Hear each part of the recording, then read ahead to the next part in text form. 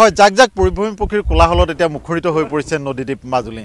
শীতৰ আগমনৰ লগে লগে আলহী পক্ষীৰ এনেধৰণৰ বিচৰণে মাজুলীৰ পৰিৱেশ এক প্ৰকাৰ নান্দনিক কৰি তুলিছে। এনে এক পৰিৱেশৰ মাজত প্ৰতি বছৰে আচলতে বিশ্বৰ বিভিন্ন প্ৰান্তৰ দেশৰ পৰা অহা পৰিভ্ৰমী পক্ষীয়ে মাজুলীৰ আকাশ আচলতে মুখৰিত কৰি তোলে।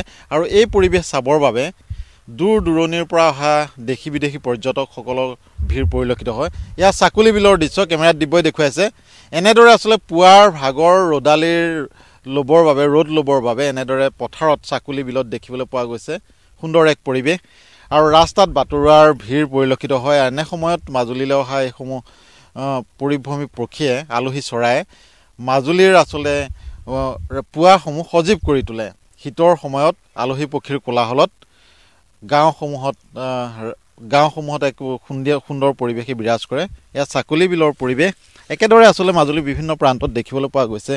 বিল জলাসমূহত পৰিভ্ৰমী পক্ষীৰ কোলাহল আৰু সমান্তৰালভাৱে মাজুলীত যিসমূহ থলুৱা চৰাই আছে 226টা প্ৰজাতিৰ থলুৱা চৰাই আছে সেইও আচলতে পৰ্যটকসকলক আকৰ্ষিত কৰে। পুৱাৰ ভাগত পক্ষীৰ কোলাহল আৰু কোলাহলত মানুহ সাৰ পায় আৰু সন্ধিয়াৰ সময়ত সেই একেই পৰিৱেশ যেন দবা শংখৰ ধ্বনিৰ তালে তালে চৰাইৰ কাকলিৰ শব্দ শুনিবলৈ পোৱা যায় মাজুলীৰ আকাশত।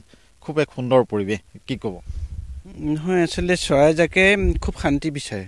শান্তিৰ জেগাতে তেওঁলোকে বসবাস কৰে। য'তে শান্তি পায় ততে আহে আৰু য'ত খাদ্য পায়, য'ত প্ৰাকৃতিকভাৱে তেওঁলোকে একেবাৰে সুৰক্ষিত জেগা সেই ঠাইবোৰ বিচাৰি লয়। এই জেগাটো হৈছে চাকুলি একেবাৰে মেইন ৰাস্তাৰ কাষতে চাকুলি বিল। আৰু চৰাই এনেকুৱা এটা পৰিৱেশ সৃষ্টি কৰে যে আমি মানুহে যেনেকৈ ফেষ্টিভেল পাতোঁ, চৰাইও আচলতে ফেষ্টিভেল পাতে। এই কথাটো আচলতে পক্ষীবিদসকলে ভালকৈ জানিব। আমি ইয়াৰ স্থানীয় বাসিন্দা, আমি ৰাতিপুৱা শুই উঠাৰ পৰা দেখোঁ যে চৰাইবোৰে এনেকুৱা এটা আনন্দ উৎসৱ পাতে য'ত তেওঁলোকৰ অন্যান্য চৰাইসমূহো আহি তাত সহযোগ কৰে। আমি নিজেই প্ৰত্যক্ষ কৰিছোঁ আৰু বাটৰুৱাই আচলতে ইয়াতে সদায় এক ধুনীয়া পৰিৱেশৰ সৃষ্টি কৰিছে। আৰু দেশ বিদেশৰ পৰ্যটকসকলে এই আউনীআটী সত্ৰকে ধৰি ভকত চাপৰি বিভিন্ন অঞ্চললৈ যায়। তেওঁলোকো আহি পেলাই এপলক ৰৈ আচলতে ইয়াত তেওঁলোকৰ আৱেগ নয়ন সাৰ্থক কৰে। আৰু অতি নান্দনিক দৃশ্য, যিটো দৃশ্য আচলতে চোৱাৰ সৌভাগ্য ভাৰতবৰ্ষৰ অন্য ঠাইত আছে নে নাই নাজানো, কিন্তু আমি এই স্থানীয় বাসিন্দা হিচাপে ইয়াতে দেখি আছোঁ সদায়। তেওঁলোক খুব সম্ভৱ কাতি বিহুৰ দিনাৰ পৰা ইয়াতে থাকে এই অঞ্চলটোত। কাতি বিহুৰ দিনাৰ পৰা আমি ইয়াৰ মাত শুনিবলৈ পাওঁ। জাকে জাকে দেশ বিদেশৰ চৰাই আহে আৰু ইয়াত যিবোৰ স্থানীয়। আৰু এইবাৰ এটা বেলেগ ধৰণৰ চৰাই আহিছে, আমি দেখি আচৰিত হৈছোঁ যে সাপৰ নিচিনা তেওঁলোকৰ ঠোঁটটো বহুত দীঘলকৈ তেওঁলোকৰ ঠোঁটটো থাকে। কণামুচি সদৃশ এটা চৰাই পানীত এবাৰ জাকে জাকে চৰিছে। এই চৰাই প্ৰজাতিটো আমি নতুনকৈ দেখিবলৈ পাইছোঁ বিলত। এনেদৰে আচলতে বিচিত্ৰ প্ৰজাতিৰ চৰাই ইয়াত সমাহাৰ ঘটিছে আৰু সেই চৰাইসমূহৰ যি এক পৰিৱেশ চৰাইবিলাকে সৃষ্টি কৰিছে, এই পৰিৱেশে মাজুলীৰ বাতাবৰণ বা মাজুলীৰ পৰিৱেশ চহকী কৰি তুলিছে। সুদূৰ চাইবেৰিয়াৰ পৰা আহে, চাইনাৰ পৰা আহে আৰু এনেকুৱা দূৰ দূৰণিৰ পৰা সেই দীঘলীয়া বাট অতিক্ৰম কৰি মাজুলীত আহি উপস্থিত হয়হি। মাজুলী মানুহৰ মৰম আৰু পক্ষীকুলৰ প্ৰতি থকা যি আদৰ, সেই আদৰে পক্ষীকুলক প্ৰতি বছৰে ইয়ালৈ হাত বাউলি মাতে। ইয়াত থলুৱা পক্ষীৰ লগত আচলতে এইসমূহ পৰিভ্ৰমী পক্ষী একাকাৰ হৈ যায়। প্ৰচুৰ খাদ্য আৰু এই খাদ্যৰ বাবেই এনেদৰে দূৰ দিগন্ত পাৰ হৈ আহি মাজুলীত উপস্থিত হয়হি। আৰু এই পৰিৱেশে গাঁৱৰ মানুহক, এই পৰিৱেশে পৰ্যটকসকলক, এই পৰিৱেশে বাটৰুৱাসকলক আপ্লুত কৰি আহিছে।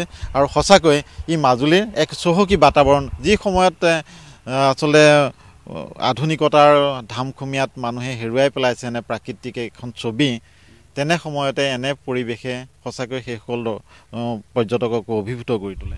নহয়, ইয়াত চৰকাৰৰ কিন্তু বহুত দায়িত্ব আছে। এই বিলবোৰ আচলতে দাগ কৰে। যদি দাগ নকৰে তেতিয়াহ'লে ইয়াত চৰাই আৰু বহুত চৰাই ইয়াতে থাকিব পৰা বহুত ব্যৱস্থা হ'লহেঁতেন। এতিয়া বিল বিষয়া বা অন্যান্য জালুৱাসকলে ইয়াত মাছ মৰাৰ কাৰণে চৰাইবোৰে ভয় কৰে, কিন্তু আপুনি যাওক আপোনালৈ ভয় নকৰে।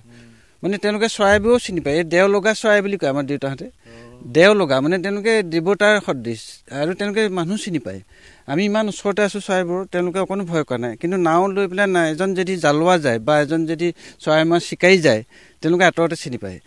গতিকে আমি স্থানীয় যুৱকসকলে বহু সময়ত ইয়াত সুৰক্ষা দিছোঁ। চৰাই নিধন যোগ্য বন্ধ কৰিছোঁ। আগতেতো ৰাতি দিন চৰাই মাৰে, আজিকালি চৰাই মাৰ আমি বন্ধ কৰিছোঁ। আৰু চৰকাৰে এইখিনি আচলতে ইয়াত সুৰক্ষিত কিবা ব্যৱস্থা গ্ৰহণ কৰিব পাৰে। নিশ্চয় বন বিভাগৰ দায়িত্ব আছে, চৰকাৰৰ দায়িত্ব আছে। মাজুলীৰ বিচিত্ৰ পৰিৱেশৰ মাজত চহকী বাতাবৰণৰ মাজত পৰিভ্ৰমী পক্ষীৰ এনে কোলাহল পৰিভ্ৰমী পক্ষীৰ এনে এক সুন্দৰ পৰিৱেশে সকলোৰে মন প্ৰাণ জীপাল কৰি ৰাখিছে আৰু আলহী পক্ষীৰ এনে নান্দনিক শোভাই মাজুলীৰ চহকী বাতাবৰণ প্ৰতিফলিত কৰিছে পৰ্যটকসকল অভিভূত হৈ পৰিছে আৰু এই অঞ্চলটোৰ যি চাকুলি বিল আছে বৰটানিকে ধৰি আচলতে লাহলিয়াল আউনীআটী আদি বিভিন্ন কেইবাখনো গাঁৱৰ ৰাইজে এই পক্ষীসমূহক সুৰক্ষা দি আহিছে যাতে কোনো দুষ্কৃতিকাৰীয়ে পক্ষী নিধন কৰিব নোৱাৰে পক্ষীবিলাকে যাতে এটা উমাল পৰিৱেশ পায় আৰু প্ৰতি বছৰে এনেদৰেই মাজুলীলৈ আহি মাজুলীৰ পৰিৱেশ সজীৱ আৰু চহকী কৰি তোলে